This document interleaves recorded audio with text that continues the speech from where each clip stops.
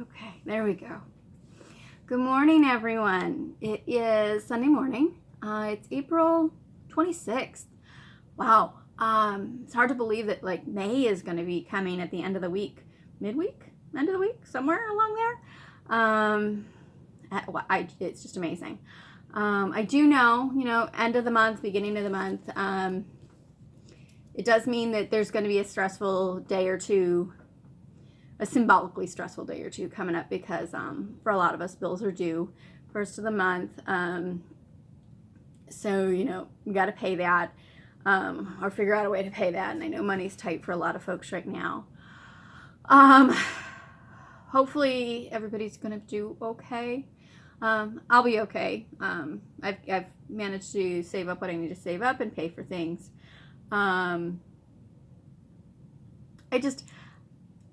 I get a little sad when I go from a big number and then I pay things and there's a little tiny number left. Because you work hard for that number. And yeah, things are really tough for folks right now. So I think I have more worry for some other folks right now than I have for myself. I'll start panicking in July when the paychecks stop. Anyway, let's move on to happier topics.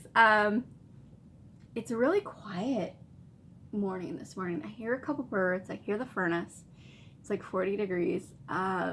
Today and tomorrow it says 100% rain. It's going to sit in the mid 40s. So it's going to be, that damp. Despite that, I'm so tired of certain clothes. So I have on one of my little summer dresses right now. I'll probably regret that in a little bit and throw on another layer. I get tired of layers. I think if school was in session, I would probably have a sweater burning party at this time. I get to the point where I don't want to see another sweater. Though, in November, October, ooh, sweaters, cozy.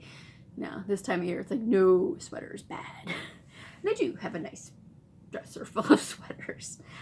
Okay, so, yep, we're going to move on. This time, really. Okay.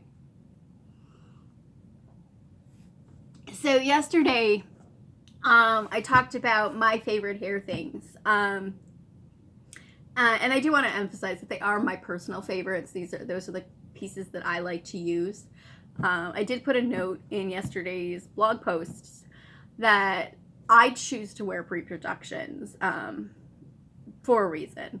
And that's because I had previously had a really nice custom estate piece made by an estate jeweler.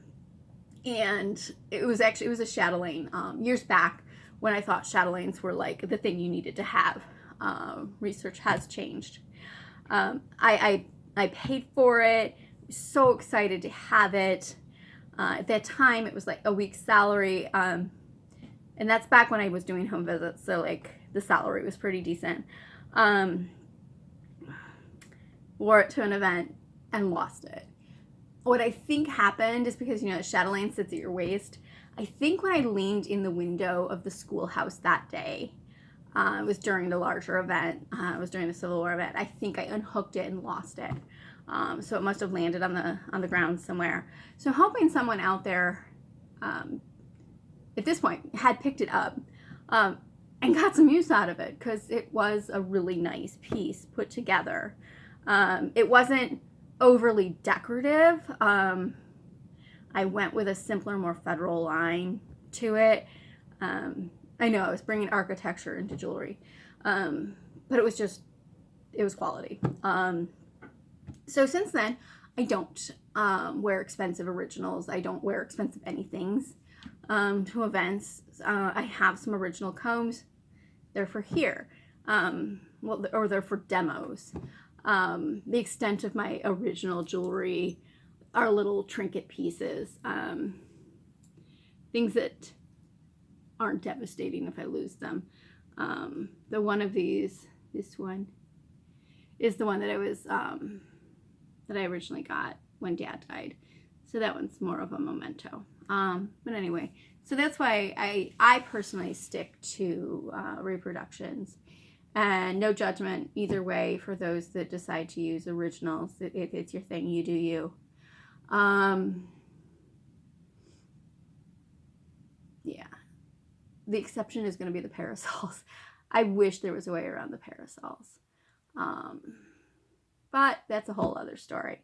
So let's move on to containers, okay? So ideally, at events, we would all have a house, and we would all have the furniture that we would need for a house, okay? But the reality is we don't, so we have to make do's. This I want to show you is the dressing mirror that I take to the museum when I do the millinery shop, okay? That is a very cluttered spot in my millinery room right now. Yep, and that's me. So that's like the dressing mirror on the top, and there's this drawer below, and the drawer is the great place to put stuff. Clara, you're playing with the light. You want over? Here, there you go. You can stand over there.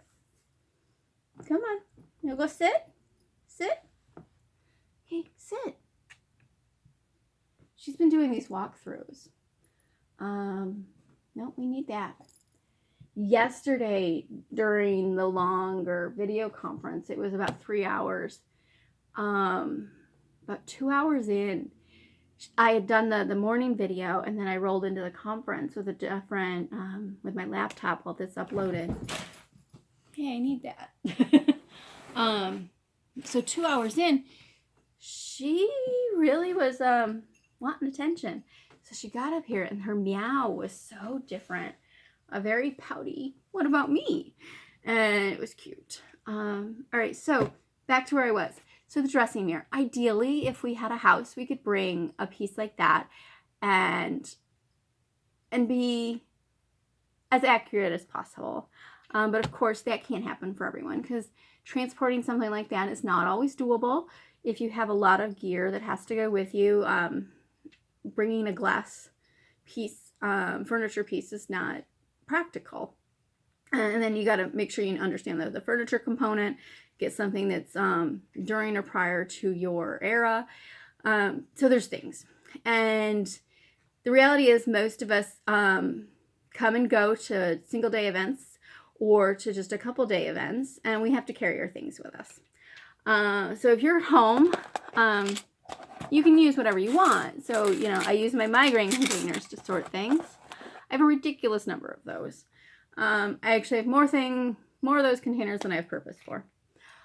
But at an event, you need to come up with something that is a period appropriate container, and you're using it for your hair products. So it has to be a plausible piece that's just being repurposed. I've seen some folks use some sewing work boxes for hair things. The reality is so many sewing work boxes got transferred over to being jewelry boxes. It does make some common sense. I totally get that train of thought. All right, so today let's go over some period plausible options, okay? I'll start with this one because yesterday I got done with the video and with the conference and had stuck in my head, I need to go find my back combs. And that's what I did. I ended up unpacking my jewelry box and a few other things yesterday. Yes, I've been here 1.5 years, but I just got around to that. So this actually nicely holds. It's one of those shaker style boxes that I pick up. It's actually my last empty one. Every single one has a purpose. So this little guy is currently holding my side combs. I put them in here weighted side down. It's almost deep enough for them to sit standing up, so this will angle a little bit. The side combs are here, the back combs are here, and then that vintage comb's down in there. But this just shows you how much can actually fit in here. If I was to use one of these regularly as my hair item container, what I would do is create a lining for the bottom and the sides, a divider across lengthwise, and then divide the bottom section into 2 or 3 components as well. The reason being They would give me a large section at the top to put in hair nets that might have a wire structure. So this one's a little big for my head, but see how that would fit in there. Okay. Out of my way, and then leave me spots for hairpins, bands, things at the bottom. And I would actually probably use little bags like my rubber band bag from yesterday. That's how I would do it. I need to get some more boxes so I can actually give that a go. All right. This little dude, it's just an extra little box I've got laying around. This one is nowhere near the quality of the other one, but it's pretty decent. So this was actually packaging for what I think was like potpourri or a candle or something. Still has the tag taped inside. I picked this up at a yard sale. Yep, there's the sticker, or what's left of the sticker. I have so much trouble getting those off sometimes because you don't want to damage something. And it's got some spots over here I've got to take off. But this, I know me, was probably like $1 or less. So when we get back out and people have yard sales, estate sales, keep an eye out for something like this. Whether you're going to use it for your hair things or other things, this is incredibly handy. Size-wise, this is about my hand size by my finger height, so 4 inches by maybe 5 or 6 inches. Great little size. Wasn't going to talk about this, but this is an option. This is a modern one because I just have it laying around. You know, this is what I'm keeping my silk in. But if you were to go get a plain pasteboard or even like a period one, cut this guy down to about half the height. Because, you know, when you're digging for hairpins and small things, you don't want to dig in something deep. Cut this down to about half or a third the height, then cover it with period paper. You can do the linings inside of this and the compartments, and you're good to go. One suggestion I'm realizing, do your interiors light colored or bright colored. You don't want to do a dark color. You want something that the hairpins are going to show up against. So keep that in mind when you're doing the interior. And also because you might be dressing first thing in the morning and your lighting might not be that strong because you don't have this kind of lighting inside your tent or your building, wherever you are. So you want something bright to really show off what you've got going. And that just dawned on me. Okay, so yesterday I did show you this container. I'm not specifically recommending this anymore. This is something we came up with 1.5 decades, 2 decades ago, because someone had a bunch of the cigar containers. But the concept works. So if you have a period appropriate box that you can put some organization into, you can fit a great deal of hair stuff in here. Some of your larger pins, you can create a big pin cushion. Not sure if you can see these here. These pins are stuck into the cardboard pasteboard piece base, and that works out really well. Feeling what? Oh, that's a big old pin in there too. But this is where I have some of those little bags. While I don't take this to events, I use it on a regular basis because it does hold things so nicely. So that lives at home. All right, so those are the containers. If you happen to have a container like that or can come up with one. So let's move on to the ones that you can make, okay? This little guy is the box that I sell many of, especially around the holiday time. This one's a little taller. It has a double set of lids here. So you untie the little ribbon. This guy opens this way, and these open this way. So it keeps pieces from falling out, which is nice. Give you an idea. This is a Gooderman spool, and this is my taller box. This almost fits inside. Period spools. Some of the other ones do fit in here. But this little guy will easily hold a couple hair nets, plain nets, lots of hairpins, elastics, almost everything you would need. If you have a smaller pomade container, you can fit that in here. The pomades I showed you yesterday will fit into each of those. You would want to go with a smaller box, even smaller than this one, to fit in there, or just hold it separate. But this is a popular option. And I do these around the holiday time. I find they make nice little gifts. And I try to market them to spouses. Because, there we go. Because it's such an easy gift. And they do come filled, so it to me, it makes sense. Anyway, so let's move on to some work pockets. All right, so I'm going to show you something that I tried but does not work. This is vertical pockets. I tried to stick, a hairpin in each little pocket. Don't. This is so much better for tools. All right, so here's pockets of pockets, and I've shown you these before. So these are simple rolls, okay? You can have different colors. We're going to ignore the needle things at the top. But you can have lots of little pockets. And this guy's the bigger one with the brighter fabrics, okay? So with these, you can stick into each of your pockets your goodies. So, I don't want to use that one. Those are those. All right, so you can fit quite a few, there you go, hairpins in there. These are my other hairpins. They'll fit in this pocket. All right. And then you can roll this guy up. And there you go.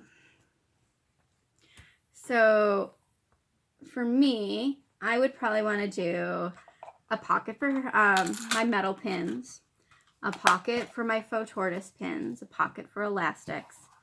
And if you do this in big enough, you could do a pocket for your pomade. So that 1 ounce container of pomade could fit in, I would say, one this wide.